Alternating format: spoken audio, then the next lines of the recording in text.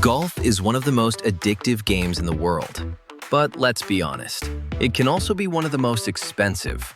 From shiny new drivers that cost as much as a weekend trip, to golf balls that disappear into lakes faster than you can say mulligan, the price of gear adds up quickly. But here's the question I hear from golfers all the time. Do you really need expensive equipment to play better golf? Or can you save a ton of money and still shoot the same scores with budget gear? Today, we're answering that question head-to-head. I'll be comparing 5 categories of golf equipment: the driver, the iron, the putter, the golf ball, and the golf bag. For each one, I've picked a top-of-the-line expensive option and a much cheaper budget alternative. We'll dive into the looks, the feel, the technology, the performance, and most importantly, the value. By the end, you'll know exactly where your money is well spent and where you can save without missing out. So let's tee it up, starting with the big dog, the driver. Our expensive driver today is the TaylorMade Q10 LS, which retails for about $600. On the budget side, we've got the top Flite Gamer driver, which you can pick up for around $120. That's a $500 gap, enough to pay for a weekend of golf at a pretty nice course. Now, when you first put these two clubs side by side, the difference is obvious. The TaylorMade looks like a piece of engineering art. Carbon face, clean, sleek crown, adjustable weights, and a hosel that lets you fine-tune loft and lie. It screams premium. The top Flite, on the other hand, is more straightforward. Slightly bulkier head, fewer adjustability options, and a design that's clearly built for function over flash. But how do they actually perform? With the TaylorMade Q10 LS, I averaged about 265 yards of carry on the launch monitor, with ball speeds around 152 miles per hour. More importantly, my dispersion, meaning how far left and right my misses were, was much tighter. The forgiveness built into the face helped turn toe and heel strikes into shots that still found the fairway.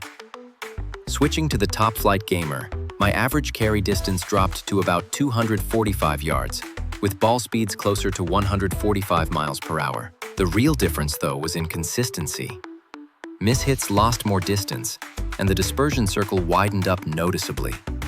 I saw some shots snap left and push right more dramatically than with the TaylorMade. So, what's the takeaway here? If you're a serious golfer looking to squeeze every yard and every fairway out of your game, an expensive driver like the Q10 LS is worth the money. But if you're a newer player, or someone who only gets out a few times a year, the top Flite still gets the ball down the fairway. You may give up 15 to 20 yards and a bit of accuracy, but you'll save enough cash to pay for dozens of green fees. Now let's talk irons. On the expensive side, we've got the Titleist T100Es, a set that will run you around $1,400. For the budget choice, I've gone with the Wilson Prostaff SGI irons, which come in at just under $400. Visually, these clubs couldn't be more different. The Titleist irons are sleek, thin-topped, and designed for players who like to shape shots and demand precision. They're forged, which gives them that buttery soft feel at impact. The Wilson irons, on the other hand, are game improvement clubs. Thick top line, wider sole, plenty of perimeter weighting to help the ball launch higher and straighter. Performance-wise, the contrast matched the look. With the Titleist 7-iron, I was carrying the ball about 165 yards on average, with spin rates right around 6,500 RPM. The consistency was excellent. My misses were still tight to the target, and the ball flight was predictable. The downside? If you don't strike the ball well, the T100s won't bail you out. Thin shots and toe strikes lose a lot of distance. The Wilson irons were a completely different story. My 7-iron carry was about 160 yards, so not far behind the Titleist. But the spin was lower, closer to 5,500 RPM, and the ball launched much higher. What I noticed most was forgiveness. Shots off the toe or heel still flew relatively straight, with less punishment. The trade-off was less control. My shot dispersion was wider, and it was harder to flight the ball down or shape a fade or draw. So who should play which? If you're a single-digit handicap or working toward that, the precision of the Titleist might be worth every penny. But for most mid and high handicappers, the Wilson SGIs offer plenty of distance and forgiveness for a fraction of the cost. Now, let's move to the flat stick, the most used club in the bag. For the expensive choice, I picked the Scotty Cameron Super Select Newport, priced around $400. On the budget side, the top Flite Gamer Blade putter, which sells for about $100. The Scotty is legendary. The craftsmanship is gorgeous. Milled face, balanced weight, a soft, responsive feel on every stroke. When you strike a putt well, the feedback is crisp and satisfying. Distance control feels intuitive, and you really sense the difference on longer lag putts. The top Flite, meanwhile, is simpler. It has a heavier head, a firmer face, and less of that refined balance you get with a Scotty. But here's the interesting part. From 10 feet and in, the performance gap isn't as big as you'd think. The top Flite still rolls the ball well, and short putts drop if your stroke is solid. Where the Scotty shines is consistency on longer putts. The ball rolls more purely, with fewer hops and skids. So, is a Scotty worth it? For golfers who are obsessed with putting and who practice a lot, absolutely. That extra confidence can shave strokes. But if you're a casual player, a budget putter like the top Flite will still sink plenty of putts without draining your wallet. Next up, the golf ball. For the premium option, it's the Titleist Pro V1, the most famous ball in the game, at $75 a dozen. For the budget choice, the top Flite Gamer, which you can snag for about $25 a dozen. The Pro V1 is a tour ball. Soft urethane cover, excellent spin control, consistent ball flight, and buttery feel on wedges and putts. In testing, my wedge shot stopped almost instantly. 2 hops and stop. Off the driver, I averaged 260 yards of carry with great consistency. The top Flite Gamer, in contrast, felt firmer. Off the driver, it actually went about the same distance, maybe 1 or 2 yards less. The difference showed up around the greens. Wedge shots rolled out 10 to 15 feet more compared to the Pro V1, making it harder to attack tight pins.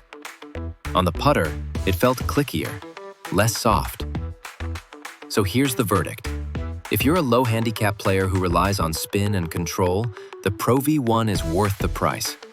But if you're a beginner or mid-handicap who loses a lot of balls, the top Flite is a no-brainer. You'll save money and won't notice much difference off the tee. Last but not least, the golf bag. On the expensive side, the Sun Mountain C130 cart bag, which costs about $300.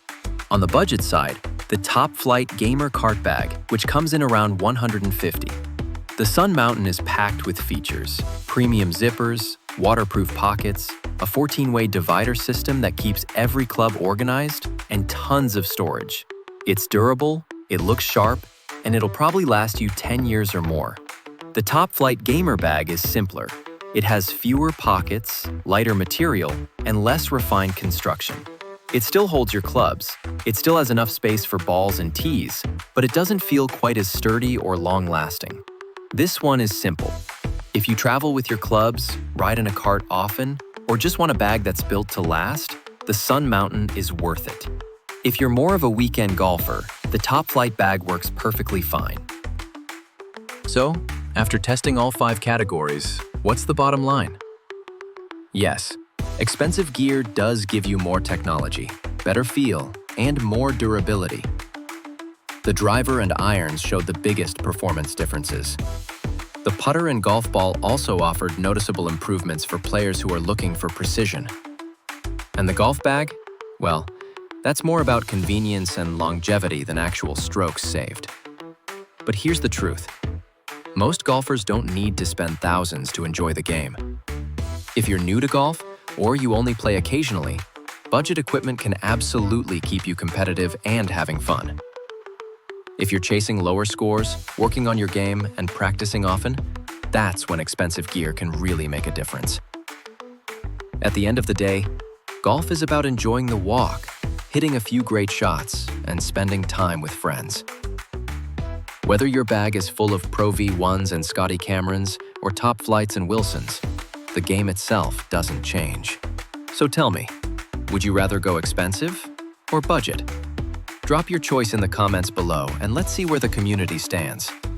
And if you enjoyed this breakdown, make sure to like the video, subscribe for more golf gear comparisons, and I'll see you in the next one.